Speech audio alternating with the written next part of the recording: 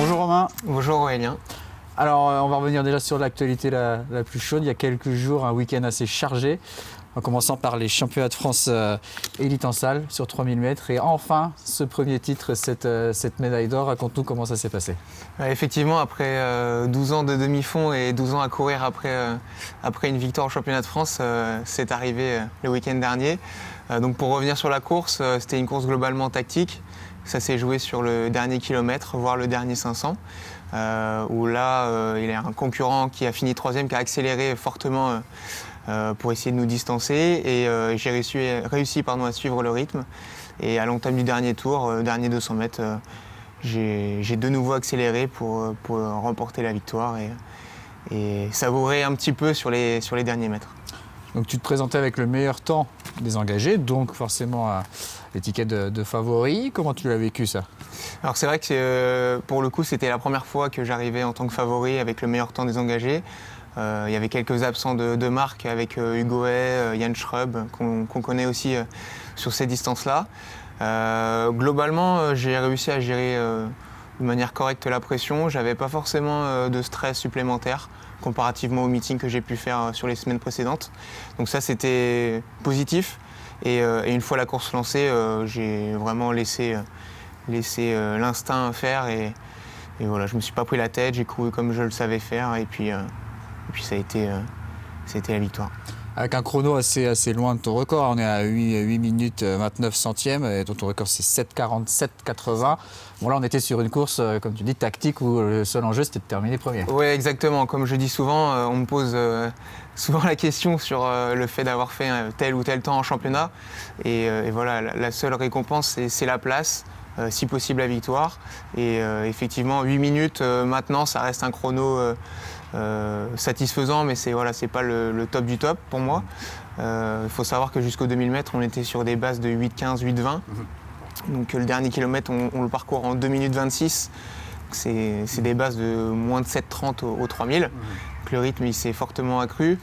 Et c'est pour ça que c'était une course tactique et le plus important, c'était de l'emporter, quoi.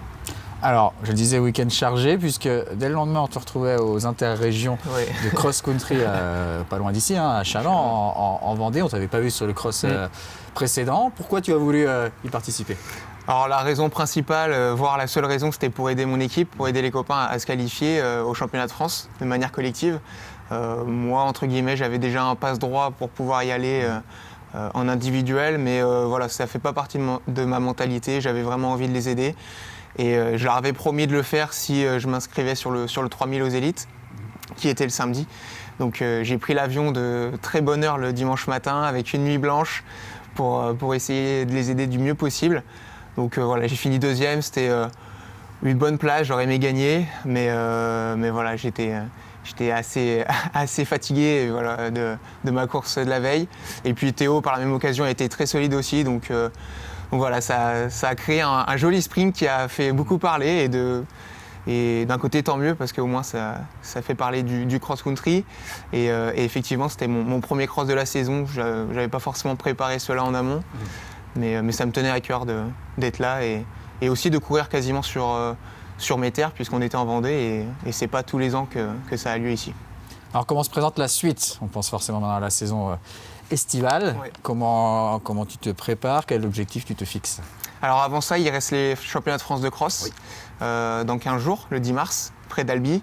Ensuite, il y aura une petite coupure hivernale et il sera temps de s'y remettre assez rapidement parce que les premières échéances vont vite arriver avec les championnats d'Europe début juin où j'espère être qualifié. J'ai déjà fait les minima, mais on est assez nombreux en France à les avoir réalisés l'année dernière. Donc il va falloir les refaire de nouveau dès le mois de mai. Et espérer être sélectionné par la fédération. Ça, c'est le premier gros objectif. Et ensuite, forcément, il y a les Jeux Olympiques début août, où là, pour le coup, il va falloir soit réaliser les minima, qui sont à 3 minutes 33,50. Moi, pour le moment, je suis là, on est sur 1500 mètres. Voilà, sur 1500 mètres. Moi, je suis rendu à 3 minutes 34 et 29 centièmes. Donc, il y a 7-8 dixièmes à gratter. C'est pas beaucoup en soi, mais sur le 1500 et à ce niveau-là, ça reste quand même assez important. Donc soit les minima, soit le ranking mondial. Alors le ranking, c'est un classement qu'on peut comparer au classement ATP au tennis. Voilà, il faudra être soit bien classé, soit faire les minima. Alors ça se prépare comment justement? Comment on se prépare pour essayer de grappiller ces dixièmes, ces quelques dixièmes qui manquent pour réaliser les minima et puis se qualifier pour ces grands rendez-vous dont tu parlais? Alors ça se joue sur plusieurs paramètres. Le premier, c'est l'entraînement. Être régulier, surtout ne pas se blesser parce que forcément ça retarde la préparation et on peut arriver sur les meetings moins bien préparés. Donc voilà, l'entraînement. Ensuite, à côté de ça, il y a forcément la récupération qui a une part de plus en plus importante avec les kinés, les soins aussi d'ostéopathie, le podologue, effectivement. Voilà, tout ça, tout le côté médical qui est hyper important. Et puis le sommeil, la nutrition, tous ces facteurs-là que l'on ne voit pas forcément au quotidien chez le sportif, mais qui ont une part quand même cruciale dans la performance. Et puis il y a, j'imagine, tout un entourage, toute une organisation. Tu disais que ça faisait 12 ans que tu faisais du demi-fond. Depuis 12 ans, comment ça a évolué ça justement pour toi, tout ce qu'il y a autour? Alors l'aspect professionnel, il a beaucoup évolué et c'est ça aussi, je pense, qui m'a permis de réaliser des performances qui sont maintenant satisfaisantes. Là, globalement, j'ai délaissé un petit peu mon métier d'enseignant. Je suis passé à 50% cette année. Ça me permet d'avoir du temps de récupération supplémentaire et aussi du temps d'entraînement en plus. Donc ça, c'est quand même hyper important. Et à côté de ça, la continuité avec mon entraîneur, donc Dominique Guillet, Moustache, que l'on surnomme. Voilà, je pense aussi que ces 12 ans-là en collaboration, ça nous a permis d'évoluer l'un et l'autre. Et ça nous a permis aussi de gravir les échelons petit à petit et d'en arriver là où on est maintenant tous les deux, quoi. Donc quand tu disais que tu as réussi à te donner plus d'heures d'entraînement, c'est-à-dire que ça ressemble à quoi? Aujourd'hui, une grosse semaine d'entraînement de Romain Mornay, ça correspond à quoi? Alors il y a la partie hivernale, la partie estivale. Globalement, la partie hivernale, ça représente beaucoup de kilométrage, de 110 à 180 km par semaine. Et sur le côté estival, c'est globalement plus de spécifique sur des allures qui se rapprochent de l'allure course. Et puis à côté de ça, il faut ajouter des séances de côte, des footings longs, des footings de récupération, de la PPG, donc préparation physique, de la musculation pure également. C'est très large comme entraînement et il ne faut surtout pas délaisser un secteur parce que sur des courses de ce niveau-là, on le paye cash. Est-ce que tu as prévu de quitter un peu la Vendée pour des stages ou autres ces prochaines semaines? Je pars une semaine au Portugal alors, pour préparer les France de cross principalement. Et je repars au Portugal au mois d'avril, 15 jours, avec Moustache et puis un camarade de club, Yanis David.